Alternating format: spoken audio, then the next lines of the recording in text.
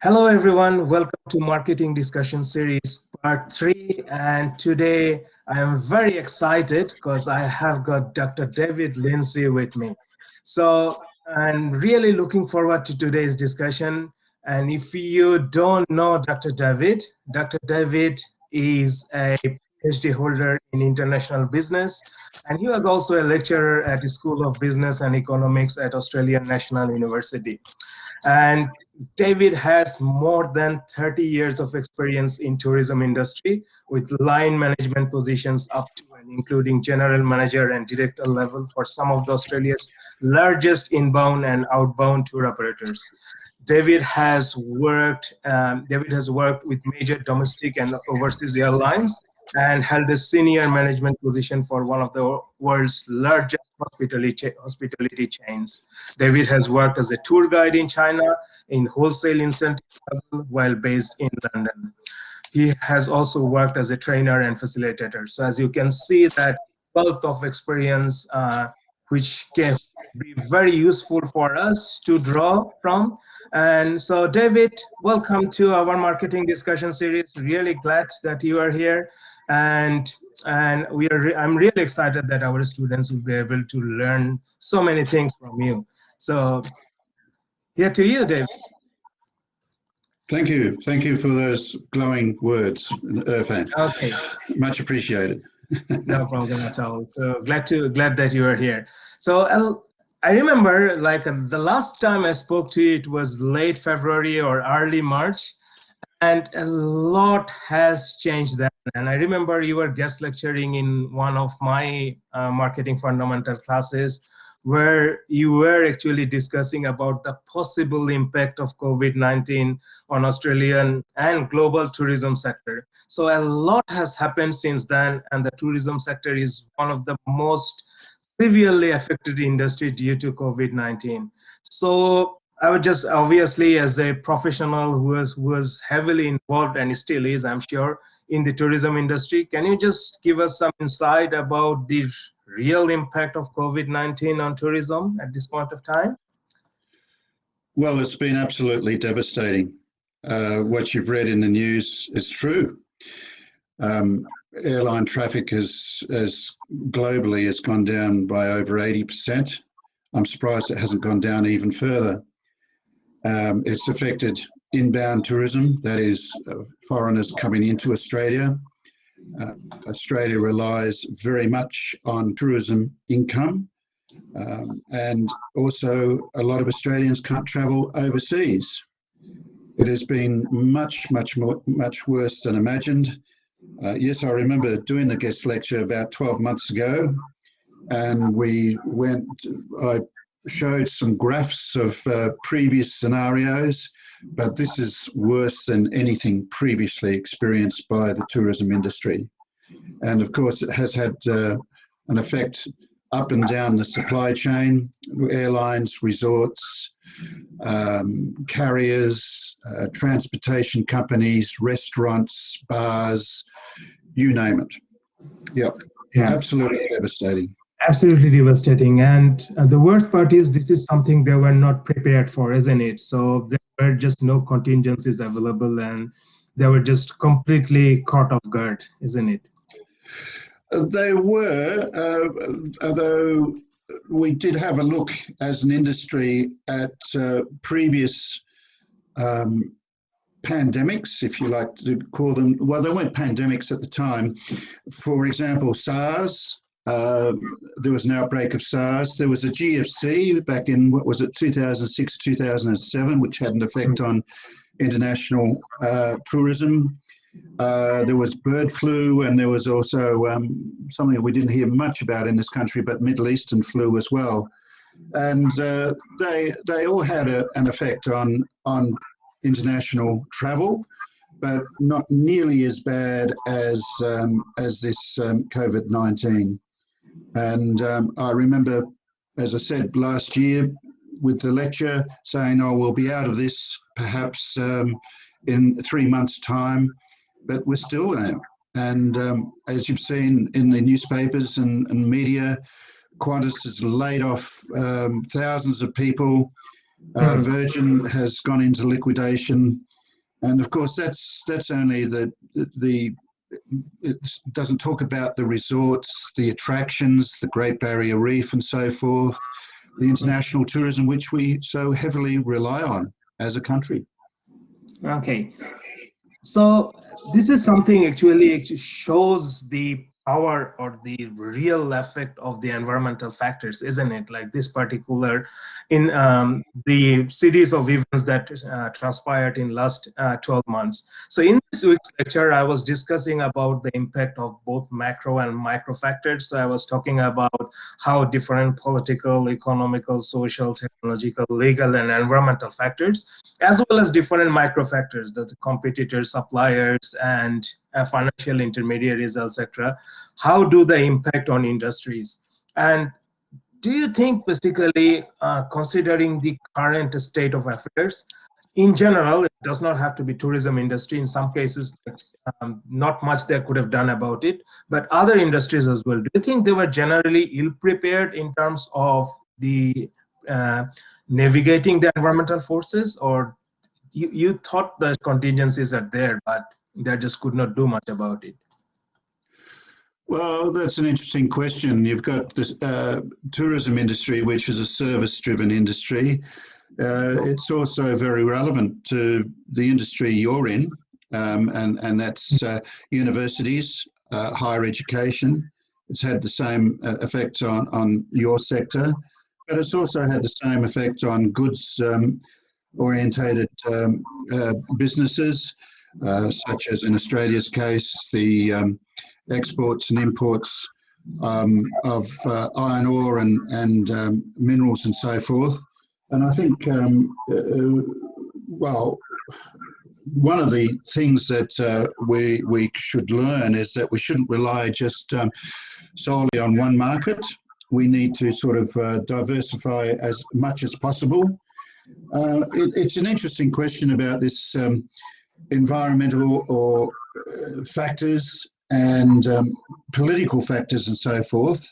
Because one of the tenets of tourism industry that we learn in Tourism 101 is that in order for people to travel, they want to feel safe. But usually we teach that in the context of political stability and political safety. For example, going to Hayman Island or one of the Great Barrier Reef Islands has been considered, or anywhere in Australia, politically safe, because we are one of the few countries in the world where we can have a transition of government without soldiers on the road, on the street corners and things like that.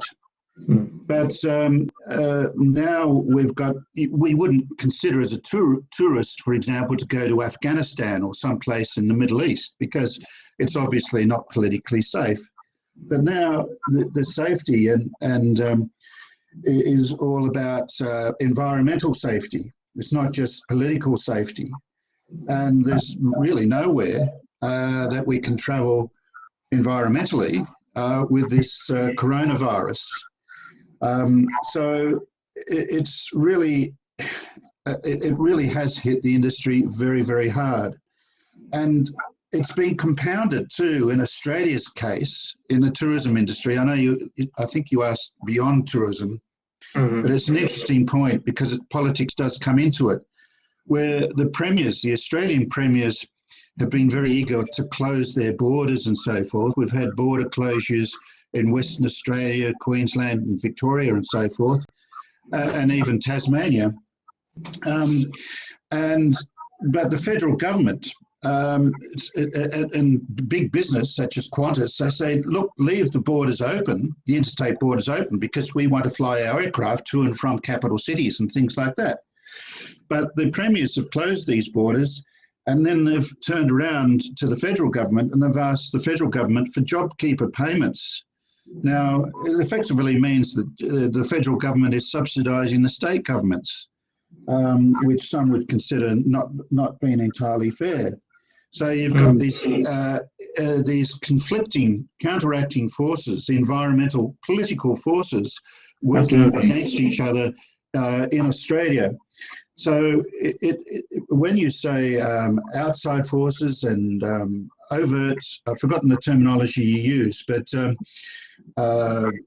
all these forces sort of intermingle. They're not discrete as such, and they overlap each other. Does that Yes. sort of answer your question? Absolutely, absolutely. And the thing is, like, I mean, it actually makes sense. Your example was like a very relevant one, drawing from the fact that in our like courses or in our marketing units, we call the external environmental factors as factors of uncontrollable environment. So something that is beyond the control of businesses. For example, if you are a cafe owner in Western Australia and your premier closed down your border and just imposed this lockdown on you just because you had one COVID cases in the city, there is nothing you can do as a small cafe owner, isn't it? And then there are other conflicting forces that is just happening between the state government as well as the federal government. That also impacts the business's ability to operate and remain functional. So that is very, very relevant in terms of how environmental factors actually influence our business. So yeah, I thought like, I mean, yeah, it's very. So, and drawing on from your experience in the international market context, as well as in your PhD thesis, where you have actually examined the business-to-business relationships between Australian-based inbound tour operators and their Chinese counterparts. So, drawing on your experience both on research as well as your work in China, do you think basically in the international marketplace, not so much in Australia, but do you think that businesses can position themselves in a way so that they respond to the environmental factors much more efficiently and by learning from this pandemic and learning from this series of events?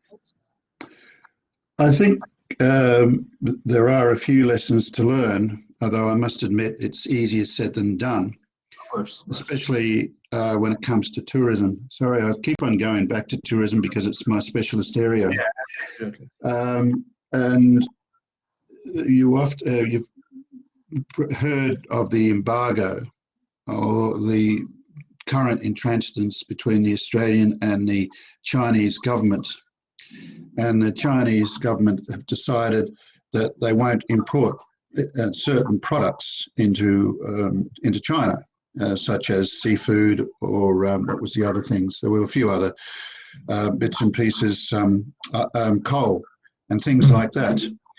And the quick and easy, and the same applies to tourism, that we're well over 1 million people were Chinese that came into Australia every year. And there's an over-reliance on one market, and that is the Chinese market. Whether you're talking about tourism, or you're talking about wine, or you're talking about what other things that we seafood and things like that. So Education industry as well. Sorry? Education and tourism industry as well. So over-reliance on China. Yes, yeah. So there's an over and yeah, the academic, the university industry as well. And I'll call it an industry, a business. It should be a service, but that's another debate we could have another day. The fact is, yes, there is an over-reliance on China. But so what do you do about it? Do you diversify as much as possible? But China is such a huge market and there's a huge segment of the population, especially along the East Coast, where there's an ability, I've forgotten the economic term, the propensity to save and to consume, where there's excess income, and so they can, discretionary income, that's right, that's the word I'm after, discretionary income, where they can spend money on computers or travel and things like that. So you're talking about tens or hundreds of millions of people who can travel around the world coming from China. Now, how do you fill up that void? Diversify. What's another market round about the same size as China? Well, you could say India, but India doesn't have the same sort of demographics and wealth profile it has wealthy people for sure, and the Indians' travel market is very, very important to Australia. There's no doubt about that, and some of them are extremely wealthy, but not to the extent, say, of the Chinese. So if you diversify, you perhaps bring in more Indonesians, but the Indonesian population, we're looking at 200 million people odd. You have other Southeast Asian countries, but we're talking about 1.3 billion people from China. So, as I said, it's easier said than done. I think just reading the question again, how can you position it in a way so they can respond to environmental factors much more effectively? Well, there's been a trend that's happened before COVID, and it's certainly been accelerated since COVID, and that is the online app, Booking Direct, cutting out the middleman. So I think that's another way that they can sort of diversify, if you like. But it's certainly, I was a great advocate before COVID of globalization, which effectively means, we specialize, we have comparative advantage. We specialize in certain things, such as Australia, tourism, agricultural products, iron ore, energy resources, that kind of thing. But we don't specialize in making cars because we can't make cars at such a good quality price at so cheaply as places overseas. Absolutely. But I think that's revisited. The whole idea of globalization now has been revisited, and it gets back to this diversification thing where we've got to become self-sufficient in certain areas that are considered elementary for the operation of our economy. So that's another sort of thing that's going to change because of the coronavirus, I think. Yes, absolutely. A lot of things are going to change. I think some of the businesses will take the scenario planning a lot more seriously. Obviously, there are certain companies such as Shell in the oil industry, and there are certain other industries like in the blue chip. The Microsoft does it quite a lot. So they consider a number of scenarios, and then they just develop business plans and they just try to react to each of the scenarios. So I think this is something that businesses have to take more seriously in coming futures, like how to prepare yourself for uncertain events, especially when it comes to uncontrollable factors. Yeah. Yes, Okay, indeed. so moving on from these questions, the next one is obviously post-COVID. Do you see any significant shift in political and cultural environment, especially both in international and domestic markets? Are we likely to witness any cultural shift in terms of how businesses are interacting with customers or other businesses and society at large, since relationship marketing is something that you have researched on earlier as well? Yes, I think business relationships will certainly change. Also, business to consumer relationships will change, as I mentioned before, and we've seen already that online orders, I think Amazon has announced a record profit and so forth, and Bunnings have too with their online shopping apps and things like that. So there's no doubt that will happen. I think from a tourism perspective, traditionally, I think there's been about an 80-20 split between international travel and domestic travel. No, probably about 75-25. In other words, 75% of travel was domestic and 25% was international. Now that's certainly gone up to 95, probably close enough to 100% domestic. There's been stimulus where people may have been locked down in their particular state in Australia, where they've gone to country New South Wales or wherever, because because they want to get out of their house and they've never done it before. So, Mhm. there has been some benefits as far as COVID's concerned for some outback resorts and cultural institutions and things like that. So we might be looking at a larger domestic market. As I mentioned before, cutting out the middleman through online activities, that kind of thing. We've got to diversify, and I think we've just got to be more agile in the way we look at things and able to change quickly. And again, it's very easy to say that, but that's what we need to do. Yes. We need to look at things differently, and not just from a traditional perspective. And what, You know, and what I have seen in recent times that businesses have become a lot more customer centric, and then empathy also has been playing a major part in terms of the way they deal with customers as well. And I think this is something that businesses will now permanently focus on. Yes, beforehand it was there, the customer centric focus, all the businesses talked about, but now really we are seeing the applications of it in a mass scale, starting from a very small scale industries to the large industries. Everyone is trying to working around the needs of their customers and working around depending on the situation of the customers as well. And that is something that I think is also going to change for us in recent futures. Like is here to stay.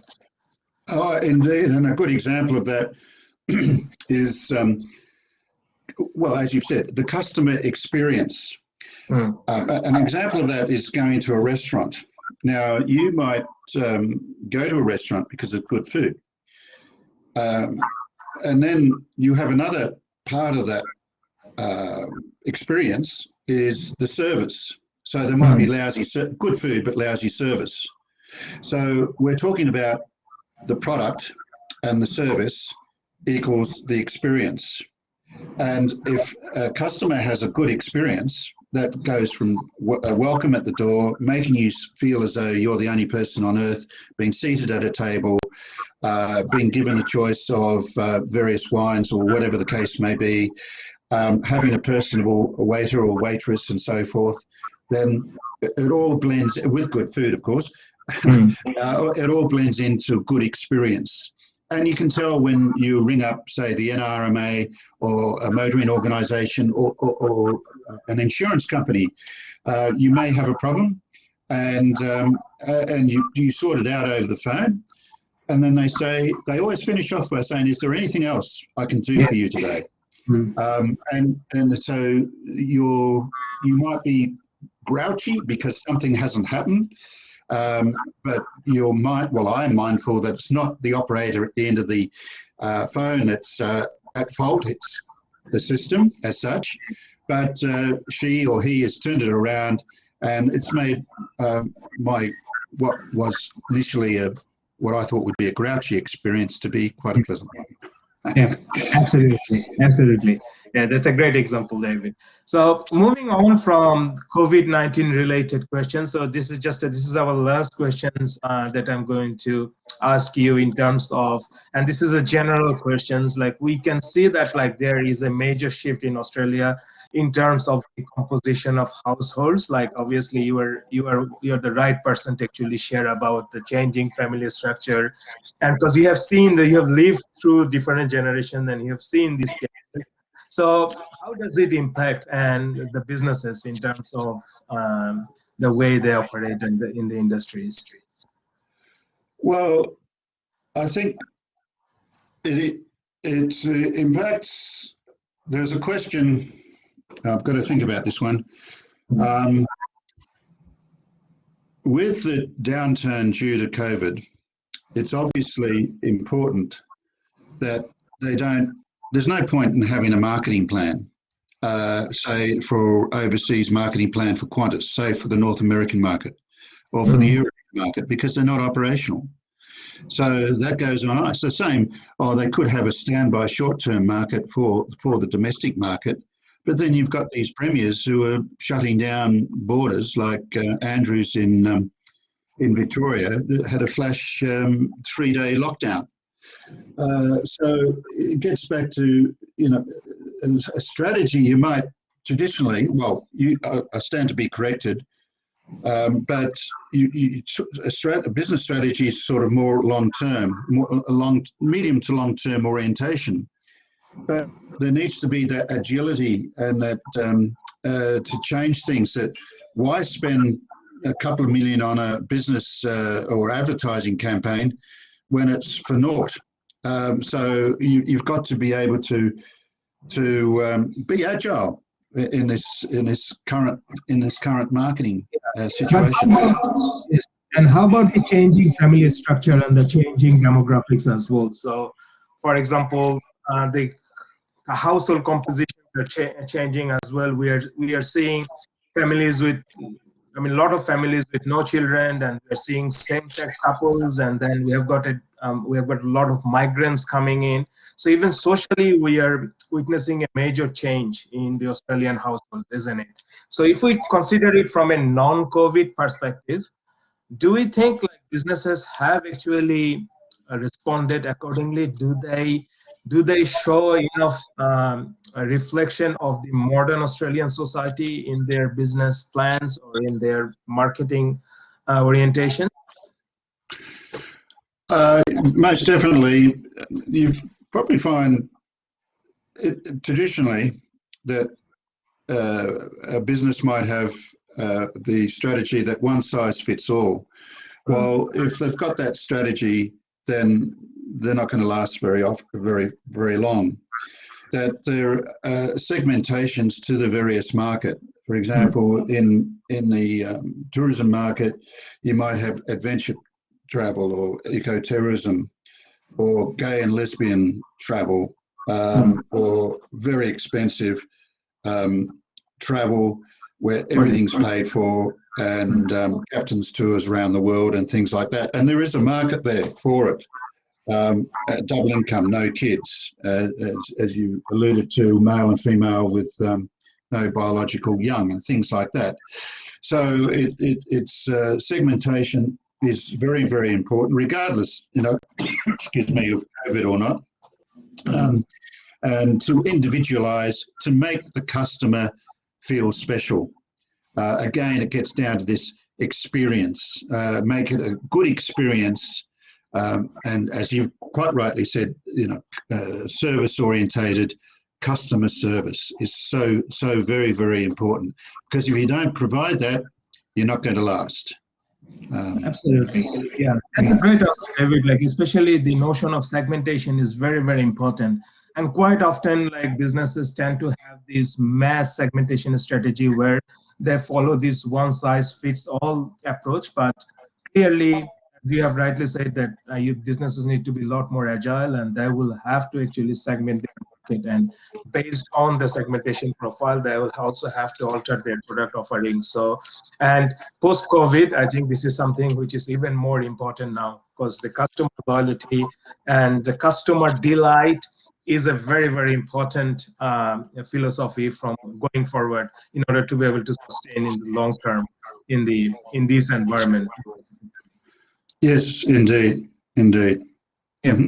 So the last questions, we are obviously no question this time around. I just would like you to see our students. Most of them are first year students, and some of them obviously are doing it as an alternative unit, and some of them are from second year or third year, but majority of my students are first year students. So I mean, obviously they are trying to navigate all these forces. Like, we talk about this macro and micro forces, right? Like, but they are navigating forces in their personal lives as well, right? So regardless whether you are a business or you're an individual, you still have to actually navigate the political, economical, social, and technological forces. So from your experience, what advice would you give to our younger generation and our younger students in terms of how to navigate these forces? Wow, what a question! I wish I had the answer. Well, again, I go back to this idea of diversification, agility, innovation is a much overused word, but it's a correct word. And innovation can be anything really. That if you know something really, really well, you might innovate, but you might not think you're innovating at all. Getting back to selling, or I think you'll find if you're doing a sales course, you've got to make a unique sales proposition. What's the benefit to the consumer if they purchase, a pen, for example? You've got to provide a need for that pen. So if you're going to provide a new service or a new good or whatever, you have to sort of put it in the consumer's mind. I look at this and I could say that's a pen, but somebody in South America, in the jungles of South America, might say, well, that's a poison dart. But, what do I use for this pen? Well, I use this pen to write. That's very useful. Therefore, I need a pen. So I think if you see an opportunity, you've got to develop why we need to use a particular product. You need to be agile, you need to diversify, and you need to innovate. And the other thing for new students, for people going out into the workplace, is that you will get many refusals. But the really important thing to do is to get up, brush off your clothes, and just believe in yourself, and you will win. Go by your heart, not necessarily by your head. Your head might say, I must do this in order to earn X amount of money. But if you, 9 times out of 10, if you follow your heart, then you'll make the right career moves. And that's what I'd like to say to people. And you will have a number of jobs over your lifetime. Here am I at my age, my youthful age, and I'm still trying to work out what I want to do. So that's how I'd like to finish. Thank you. Good luck to everybody. Yeah. Yeah, it was really fascinating hearing your perspective as usual. Like, I loved chatting with you, and I'm sure like our students will also enjoy your perspectives. And it's always nice to talk about tourism, life, and the factors that we cannot control. So I think basically our class will learn something from our conversation today. And David, thank you very much. Thank you very much for your time, and I'll catch up with you some other time. Thank you so much. Okay.